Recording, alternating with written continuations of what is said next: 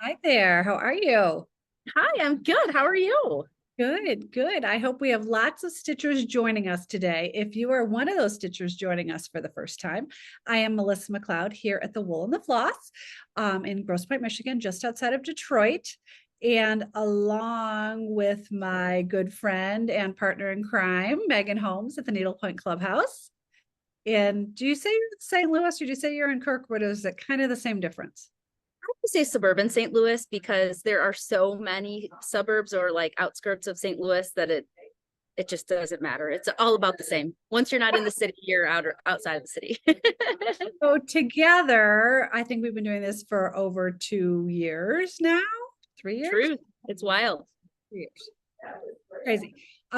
We've done this Pointing It Out podcast to bring you all hopefully great information about needlepoint, introduce you to designers, to book writers, to teachers, to the little bit of knowledge that Megan and I may have gleaned in the past, however many years we've each stitched.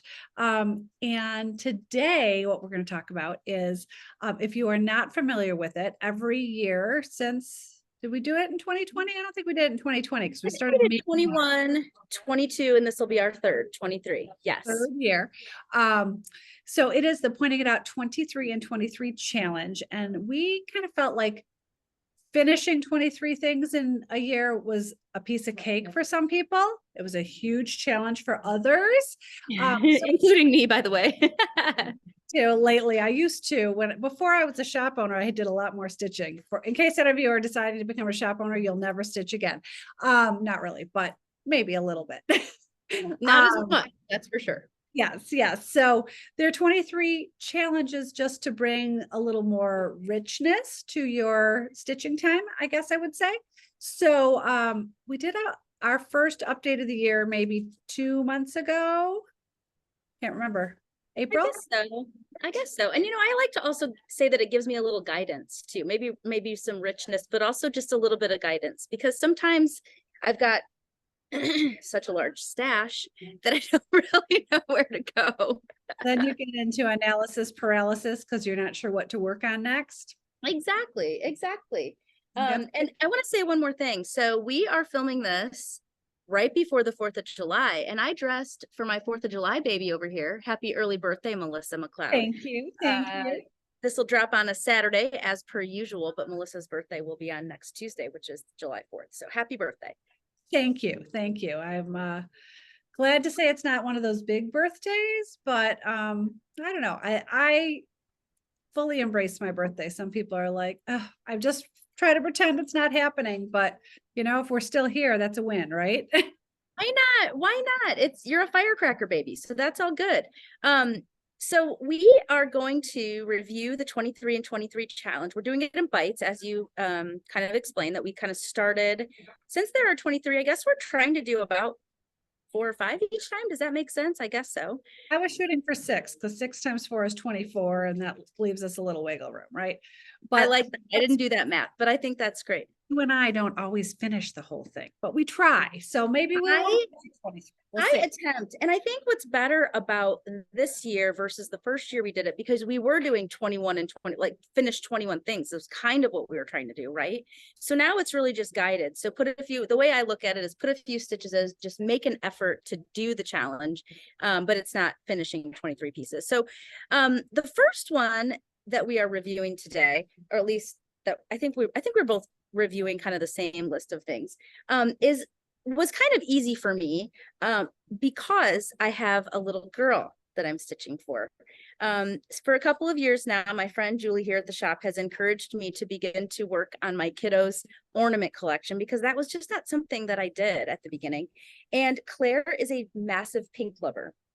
So this year's, this is one of mine that I haven't put on bars. I'm sorry. So it looks like it's all chewed up. But this year, the Pantone color of the year is Viva Magenta. And so I'm counting the Rachel Berry Barbie Dream House as my Viva Magenta, which is also appropriate. I'm not sure if you know this or not, but there is a Barbie movie coming out, and we are very excited about the Barbie movie. Now, did you yourself, did little tiny Megan have a Barbie Dream House? 100%. I had the Barbie dream house. I was one of, when I was growing up, there was me and then 5 boy cousins. And so I always had like the Barbie dream house and the Cabbage Patch doll and all the things. And there were like Nerf guns flying over my head while I quietly played with my Barbies in the corner. I was a big Barbie girl. So was my mom. Ironically, I mean, maybe that's not ironic. I don't know, but my mom was a big Barbie girl. So we are like 3rd generation Barbie lovers. What Well, about your girls? I had a Barbie camper and I loved it, which I find rather ironic because you've known enough to know that I would never go camping. But maybe if I had a deluxe camper like Barbie, I might go camping. I mean, Barbie's camper probably has electricity and running water and all It the was things. pretty fancy as I recall, but it was a few years. Anyway, what I wanted to share though was what we're suggesting is Viva Magenta, the color. If you look at the Pantone color of the year, it's really kind of a, I don't know, like a fuchsia. I mean, it is magenta. I used Junebug from the Essentials line, and I used it on the roof line of the Barbie Dream House. Believe it or not, I'm sure you will believe there are lots of different pink colors in the Barbie Dream House and purple, but Junebug worked really well for the roof, which was what I would call magenta. So Nice. what about you?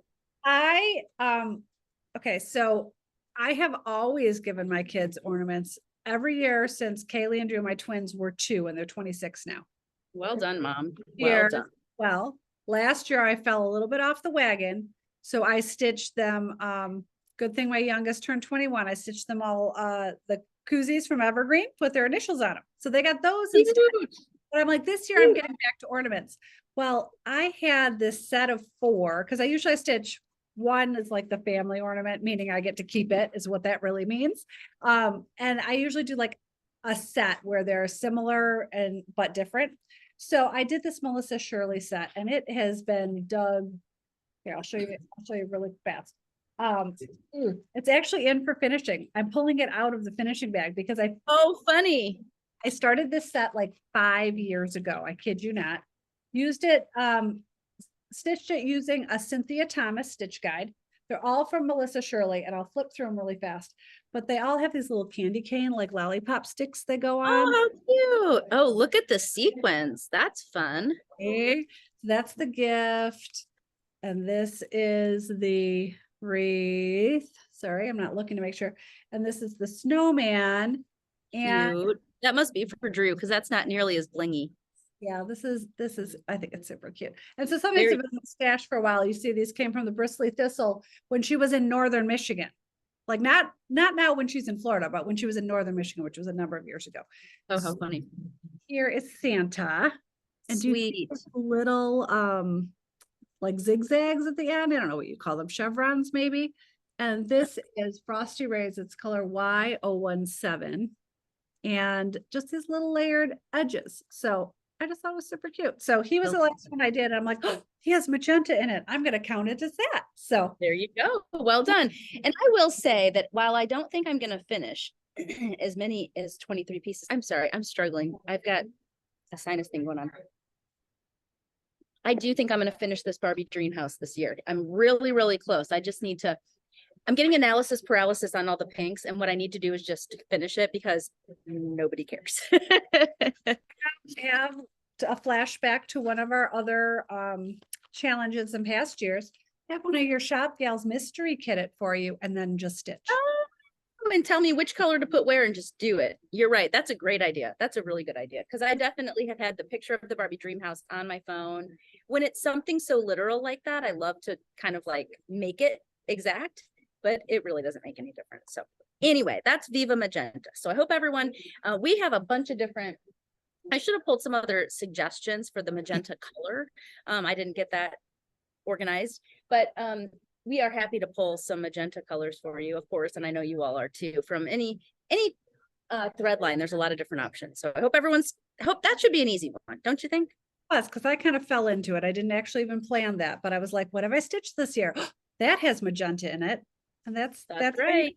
23 things done. The other one that should be very easy for most people, except for ourselves, would be watching a Pointing It Out podcast. Stitch while watching a Pointing It Out podcast. I have to say that I don't know that I've done that this year. Well, You know, I made a big point to do it because I always do try to watch so for anyone who's been following us for any length of time, Megan and I are here every other time, and then every other time Megan's talking to someone or I'm talking to someone. So we have an off week. And part of the reason we do that is because honestly, it makes it more interesting, but it also, we're just time crunched. And so then for us to find the time to watch each other's, but then I have things that happen and feel like, oh, did you see when Megan talked to blah, blah, blah? And I'm like, no, I really need to do that. So I made a point last week because we get notifications when people leave a comment on our YouTube channel. And one of the comments came through, and I'm going to try not to cry because you guys know I'm a big old crier, was from one of Mark Craddock's band, and I'll get into more of this, but one of his band students commented, I'm so thrilled that Mark was on this podcast. I loved I think he said actually Mr. Craddock, excuse me, was on the podcast. I loved having the opportunity to go back and watch him and feel like I was still with him. So that said, I made a point to go and watch the episode that you filmed with Mark. Mark is I hate to say was a well-renowned needlepoint teacher, band teacher, linguist, so many talented things, and was unexpectedly, I guess that's a dumb word because everyone's unexpectedly diagnosed with something terrible. No one expects to be diagnosed with anything bad, but was diagnosed with cancer, and unfortunately, like, kind of was announced that he was sick, and then suddenly it was announced that he had passed. And I personally did not get a chance to ever meet him in person, but I know he taught at your shop. He's really based in Atlanta, so it's the Atlanta shops that know him really, really well. But he did guest teach at your shop. He guest taught at our good friend Heidi at Chaparral in Dallas. And it's one of those things that I was like, I really should go to St. Louis and take his class. I really should go to Dallas and take his class. And I just didn't do it. And I'm so sad now because he was such a talent. And I felt like I really got to know him by watching that episode with you. It was absolutely heartwarming. And because he was so well loved by his students, I just thought, here we are doing this for the needlepoint community. But look what happened. Like his That's what students. I was about to say. Isn't it neat for a person like him who has obvious, and a lot of people in our industry do not make needlepoint their full-time job because they just can't, because there's not a lot of ways that you can make this your full-time job and make it fruitful for your family. But for him, he had so many different facets to his life. And I'm going to have to go back and watch just to recall whether we talked a lot about that. But how cool is it for his former students who maybe didn't know him as a needlepointer to find out a little bit more about his life in that way. So it's really overwhelming to think that I don't know how to say it, like that we were able to sort of immortalize someone. I don't know. You know what I mean? Like you can go back and you can see a piece of him, and that maybe him and his friends and family can find some comfort in that. So that's a really joyful thing about this. A comment that and I should have made a note before we went live, so I apologize that I did not, that his student mentioned was, nothing brought me more joy than hearing his laugh again. So oh, how special. And he was a person, and not to continue to belabor this point, but he was someone that I was able to sit. In fact, I sat right here in the spot with him. He was here teaching, and I said, hey, I need a podcast, interviewee. And I said, can we just sit here and do this? And he was like, of course, because Mark was just a lovely, easygoing, up for anything kind of a guy. So that I'm glad you were able to go do that. And I need to figure out, there's a lot of it's fun. I should even go back and watch some that I've done of my own, because it's really fun to recall some of the conversations that we've had along the way. So anyway, stitching and watching the Pointing It Out podcast, we hope, is a rather easy one for you to check off. But you're gonna have to pick which one you're gonna watch with me. I know. Well, we just had Kelly Clark here, and I was thinking about that, but I watched her when you originally did it. I mean, I honestly used to keep up, and then life got busy. But yeah, I'll have to think about that, because you're right. I need to go back and do that. But yeah. While I was watching it, I also decided, and people ask us all the time, can we combine things? Well, kind of the point is to kind of not do that. But guess what? I did it. I decided while I was stitching, I was also going to stitch on my oldest piece, which for most people, I think is probably really easy, but it was really hard for me to figure out what my oldest piece was. So what I ended up doing was finding my oldest piece that's a work in progress. So I hope, there you go. so just going through the things that are on bars is a much simpler process than going through the things that maybe aren't on bars. And I shouldn't say we, because this piece, you'll know, see this bright green tape? This was my old shop owner's tape. So this was the wool and the floss from probably, oh gosh, I've got a funny story too. Jean, my old owner, has since passed away. So we all adored Jean, but Jean was very, very, very cost conscious. And so one of our best customers came in and she said, I was stitching at the pool and the green smeared onto my canvas. I shouldn't say the story publicly, but it's too funny not to. So we said to Jean, well, we need to get rid of this tape. Like, and you and I know a shop owner's tape's super expensive. Yeah, and it's gotten more. Yeah, So. one of those things that you just don't, you take for granted as a stitcher, and it's a necessary business cost, but it's expensive. So she refused to get rid of it. So whenever Kirsty, who's my finishing manager, and I were working, we'd tape somebody's canvas and then we'd take a bunch off the roll and throw it in the trash can when she wasn't here. So we're like, we got to get rid of this tape. It's going to destroy people's work. So we digress. Oh, that's funny. I thought you were going to say that only that she made the employees use it or something, which would have been even funnier. We keep using it. And we're like, oh God, it's going to be awful. But she was never so, like, I kind of look at, this makes it sound like I'm a big negative person. I don't really think I am, but I always look at like, what's the worst case scenario? And that's how I kind of go from, and she was not that person. So she didn't worry about it. She's like, oh, that's a one-off. It'll be fine. Fine, no problem. I got you. Anyways, this is from Whimsy and Grace, and it's supposed to be coasters. But my plan was just to do 1, 2, and 3 and not do this one. Okay. And a bolster pillow. Oh, cute. Nice. So, yeah, you can see I started this one and I've made some more progress. So I'm changing all the orange to yellow because I'm not a fan of that orange color. At least it doesn't show in my house. These are kind of the colors in my living room. So anyways, it was fun to get it back out again. And yeah, hopefully I'll keep working on it. So that's what I stitched while I watched Mark. That's awesome. So I do remember what my oldest piece was because I think I've outed myself before. I have not been stitching for all that long. And I remember my very first large piece that I bought was at the old Needlepoint Clubhouse. So speaking of tape, I've got the old Needlepoint Clubhouse tape on here. And I've made almost no progress on this. So this is pathetic. I took a class with Jill Rigoli. It was my first class.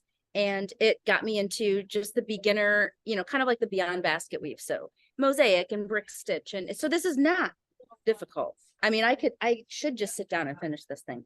But what she did have me do was skip tent the sky. I made it to about here, maybe here. And I was like, okay, there's got to be a better way. So I ripped it all out. And then I keep saying I'm going to choose a lighter fill stitch. And I just haven't done it. But pathetically, I only have like this much done. Yeah. But this is a great canvas.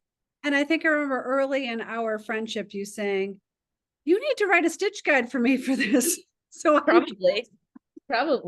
So now I'll need to talk to Lauren or somebody here at the shop to do that. But truthfully, like, it's really fun. I mean, there's like cashmere and mosaic. It's really not that much.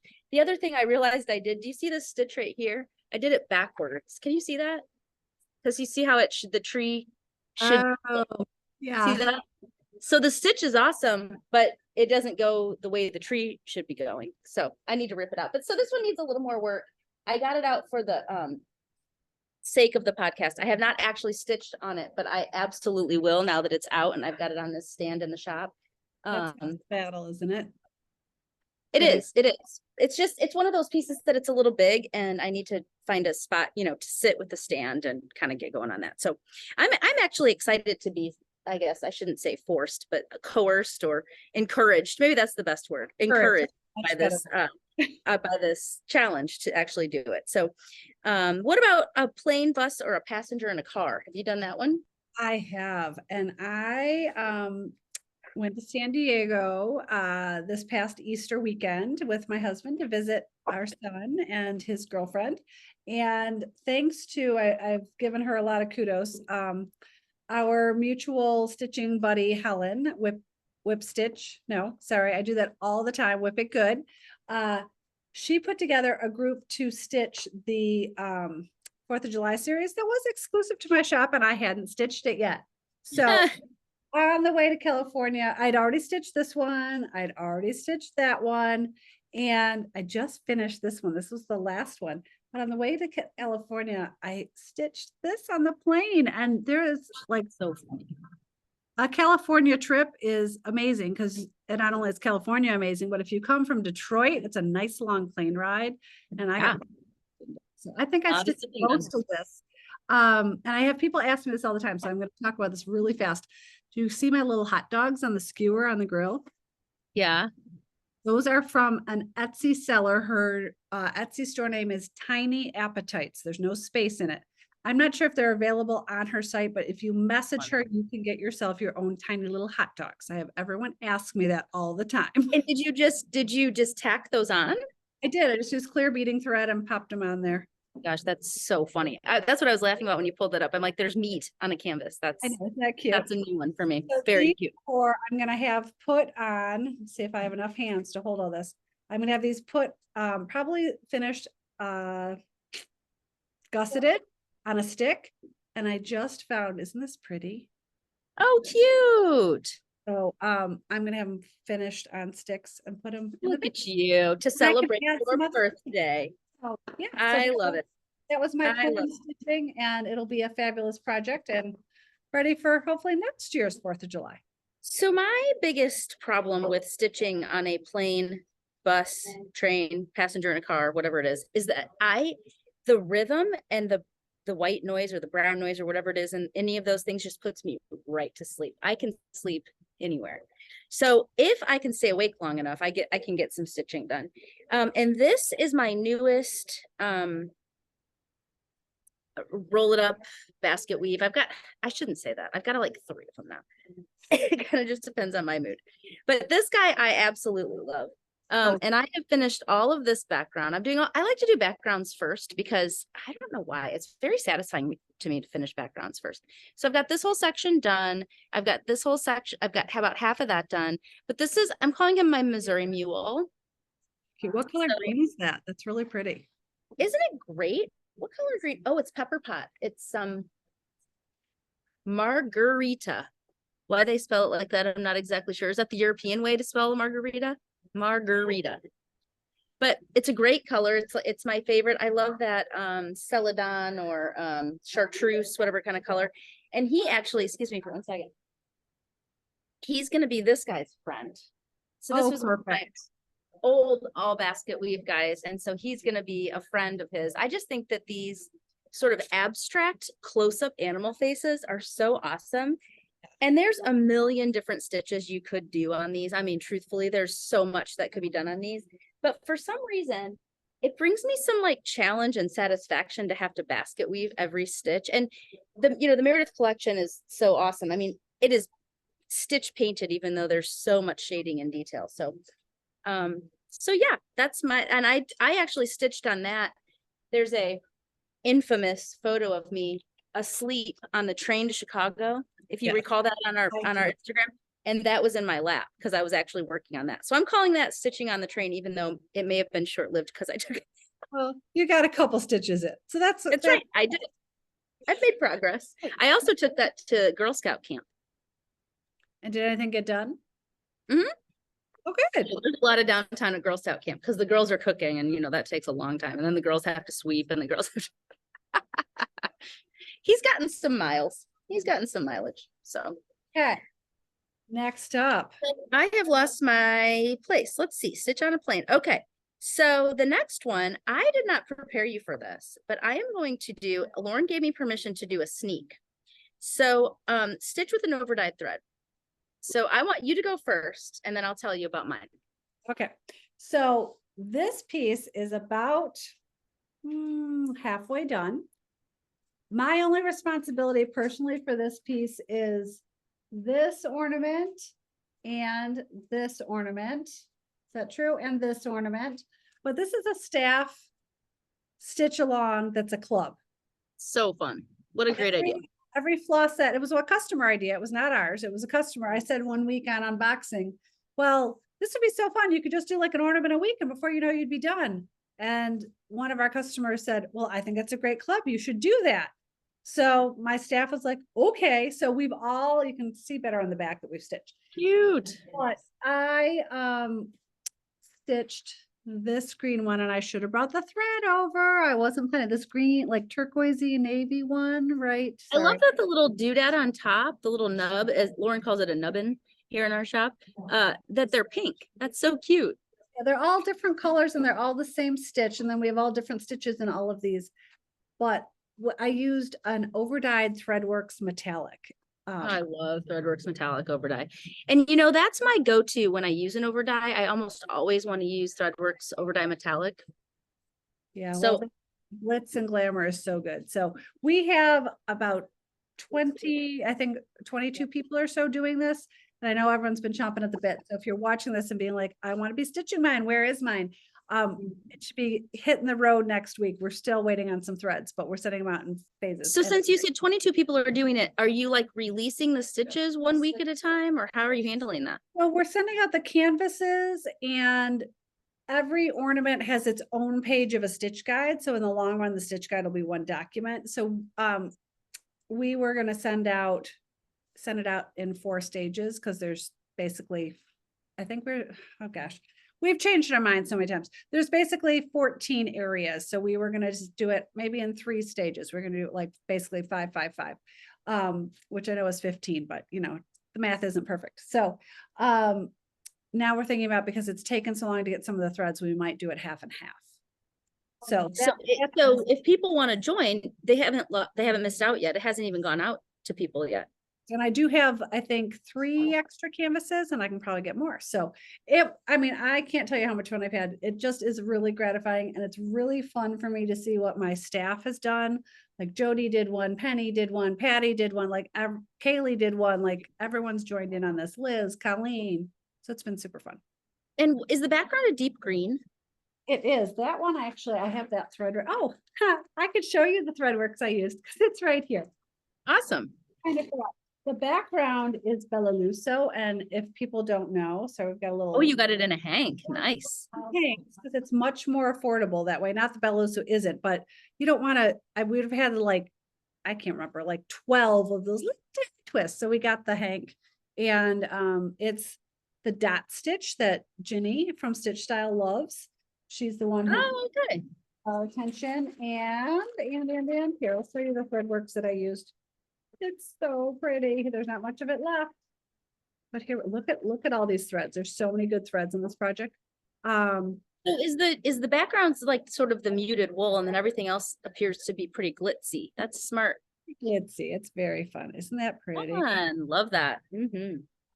So I love a good overdyed thread, and there's probably a lot more of it in this piece, but that was the color that really brought me a lot of joy. So yeah. Well, ironically, the piece that I'm also going to show you is a similar color, but I was going to show you something, and then I said, hey, Lauren, can I show this? Because this is a great use of overdyed thread, I think, and this is a new gingham stitchery piece. It won't be available until the fall, but I'm doing this for one of the Rachel Berry clutches. So do you see the background is all silk straw?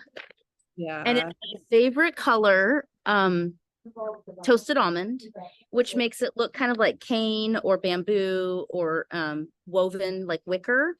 And this is the back of your lions, your food dogs. It's the same color, but it's a different stitch. So this stitch is over 2 canvas threads vertically, and then over 2 canvas threads diagonally. I'm sure it has a name, but I'm really bad at that kind of stuff. But when you hold it back, do you see the differentiation and So, and I've done nothing. It's on 18 count mesh and I love silk straw. I know some people get a little in their heads over like flattening their silk straw, or like I don't, especially with this color, because I want it to look like a woven basket and look a little crunchy and curled. This is a dragon. It's an abstract dragon based on a piece of pottery that I have at my house. And it's just funky. Like it's got these little flowers. And so I'm thinking about beating that light color. But remember how we said we're not sure if I know.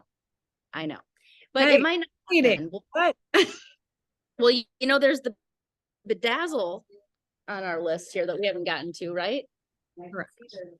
So I don't know. We'll see. But anyway, I'm going to use this as an insert for one of those, the Rachel Berry. The size is for the Rachel Berry insert, and I'm pretty excited about it.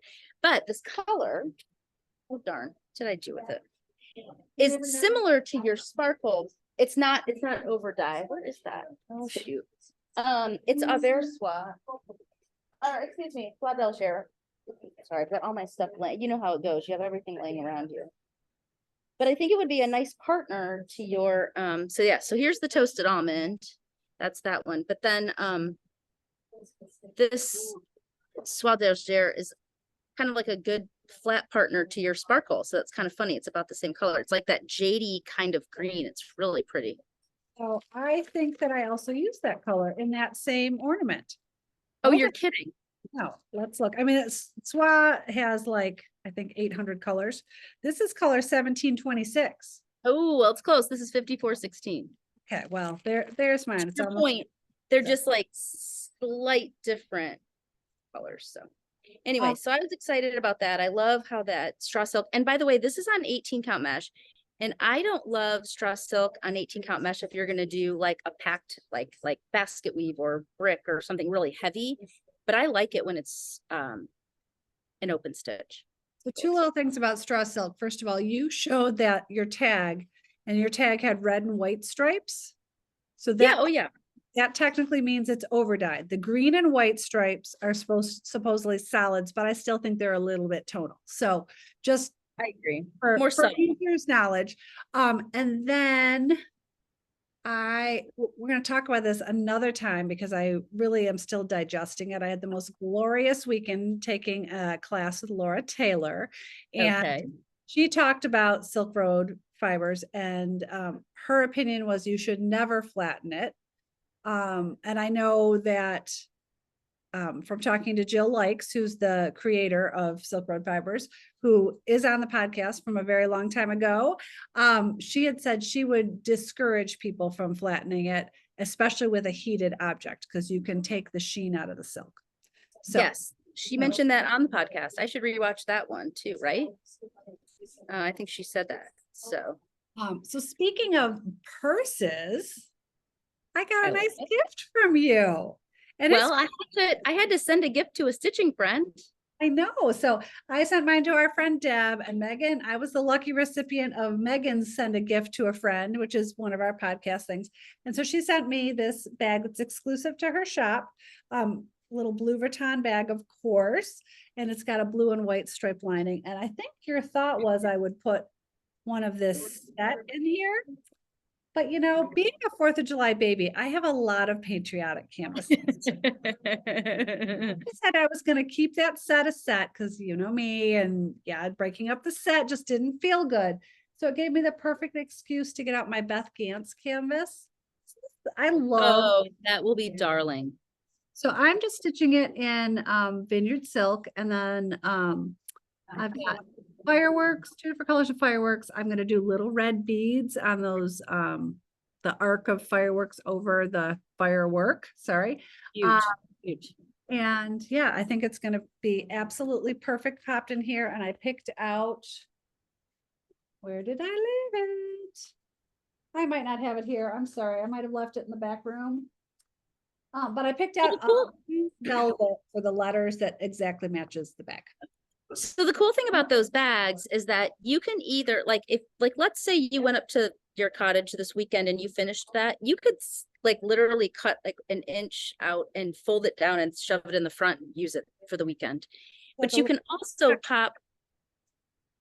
pop finished pieces in and out of it. So if you wanted to use a different round that you had with your initials on it because it wasn't the 4th of July, or if you wanted to put, you know, I just thought as the 4th of July baby, you probably would have some rounds that would slide nicely into that. So that was very, very thoughtful of you, and gave me a good excuse to start stitching on a piece that I hadn't been working on. Why not say welcome and thank you for letting me check that off of my list, because I have it here and I I did it. So I think that honestly is like the easiest, most joyful part of the list this year.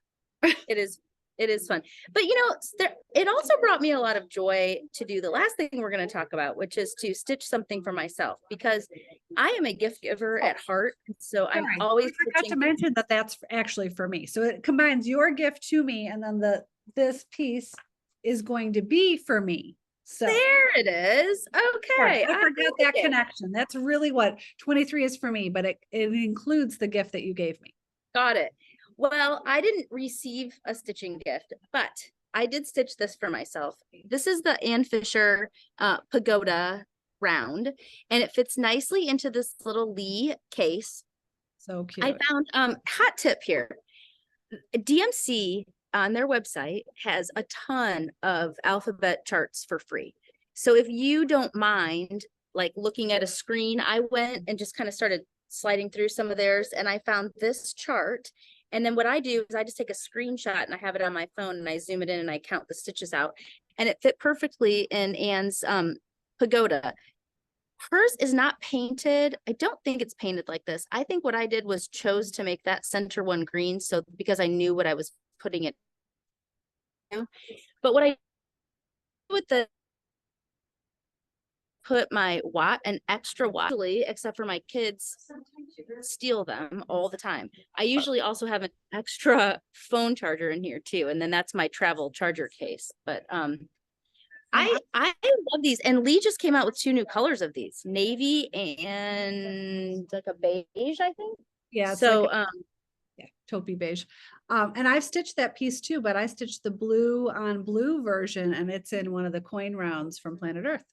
I love those Planet Earth coin rounds too. I love this piece from Anne. I'm a big, as you can tell, a dragon and pagoda. I love all the chinoiserie, but this is also just very geometric. It's just kind of pleasing because it's very geometric, and also it was just a quick stitch. So if you're looking for a quick thing to stitch for yourself, there it is. You got it. Perfect. Well, the one thing that I'm going to try I have a couple things in mind for tackling next month. Okay, let's talk about that. Well, I'm only going to talk about one of them because it's the hardest one. Okay. I will be at my cottage for 10 days. I can't wait. And so I think it's a really good jumpstart for stitching a little bit every day. Yes, I tried that in May. I even wrote here, I tried it in April, I fell apart. And then I tried it in May, fell apart again. Didn't even try in maybe July is the month. I feel like July is going to be a really good start because it'll be very easy. Now, where the real challenge is going to come in is, you know, that vacation reentry. That's never pleasant for anyone. Like you've been living my best life, and then, you know, the real world comes back. So those first couple of days after vacation, it's going to be really hard. But I'm also like, that's exactly when I should be stitching, because it's a stress reliever for most of us, right? That's one of the main reasons we stitch. So, yeah, that's going to be my goal for July. So I will report. I'm going to write down July, and I'm going to try to do it too. That's a good idea. Very good idea. How about you and I text each other every day and say, I stitched for 2 minutes. I stitched for 20 minutes. We don't have to say anything else. It's an accountability partner. We're doing it. Super. Done. Wrote down July. Let's do it. We got to get it done. It doesn't, hasn't Liz started a hashtag stitch every day or something like that? What is her hashtag? Take some time to stitch. Take some time to stitch. I think that's a good idea. So we could take it to the next level. Take some time to stitch every day. So that's my goal. So hopefully some other things on our list will get done. But if you get that one done, a lot of the other things are going to get done, right? It's true. It's true. And there's a few other things I'm looking at that I really would like to put some more work into on my list, because I'm taking notes, trying to see where, you know, things fit in what I'm working on. So I printed out one of the charts for charity that I purchased actually, I don't even think I purchased it last December. I think I purchased it 2 or 3 Decembers ago. So I printed that out. So for me, that's half the battle with doing a counted piece, is actually just like having access. See, okay, so I have your chart for charity. Is that still available on your website, the champagne glass? It is, yes. I think it's maybe even on the front page, but it's no longer for charity, only because when we first did it, like tons of people were jumping on board. So I wrote one very large check, I think like $2,000, something like that, Wow, look at you. to gift of life. But now, the sales are dribbling in. And so it's just hard for me to keep up with it. So I think it's still only $20, something like that. And you get 2 charts. You get a champagne oval, excuse me, and a square. So you could do it as a coaster or as a ornament. So anyways. Well, that's the one. There's 2 that I have. I've got that one of yours. And then I, a long time ago, purchased, and I think they're still available. Abigail Cecile has multiple alphabet charts with lots of really cool motifs behind them. And I have intended to do those for years. And they've been sitting, I'm pretty sure they sit in a file on my phone. And so I just need to do one or the other of those. But it's a great suggestion to print that out and just have it like in your face. The only way I'm going to get it done, honestly. Now I think to try to be like new agey and not use paper, but doesn't work for me for this.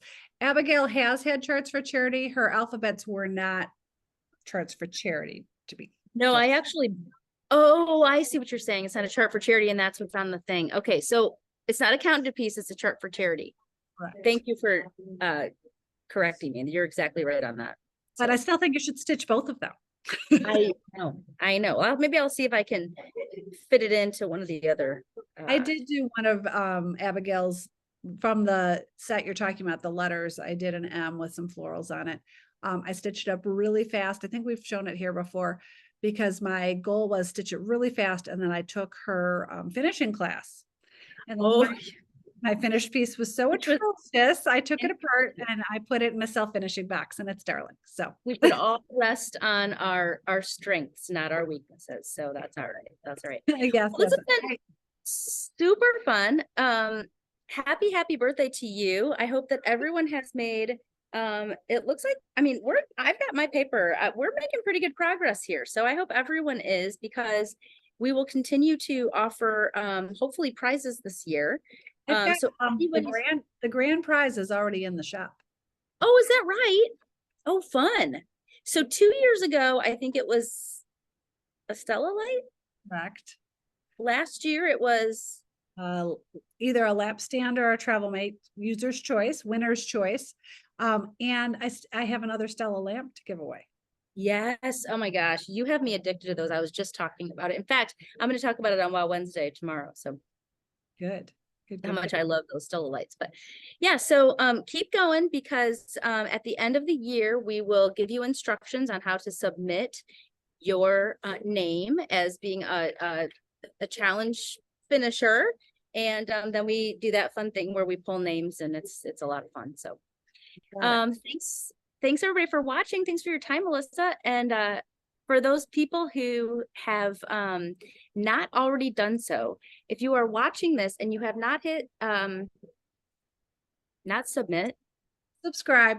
I just did the Melissa McLeod letter. I had it in my head as a letter, but I couldn't think of the word. Please subscribe. It's going to continue to help us keep doing this and get the word out to other stitchers. And yeah, and happy birthday, Melissa. Well, thank you. And I'll expect to get a text from you every day in July. That's right, especially on your birthday. Okay, well, I'm mad about stitching, but that's okay. I'll take the happy birthday wishes too. Sounds good. All right, thank you. Have a good one. Bye. Thanks. Bye.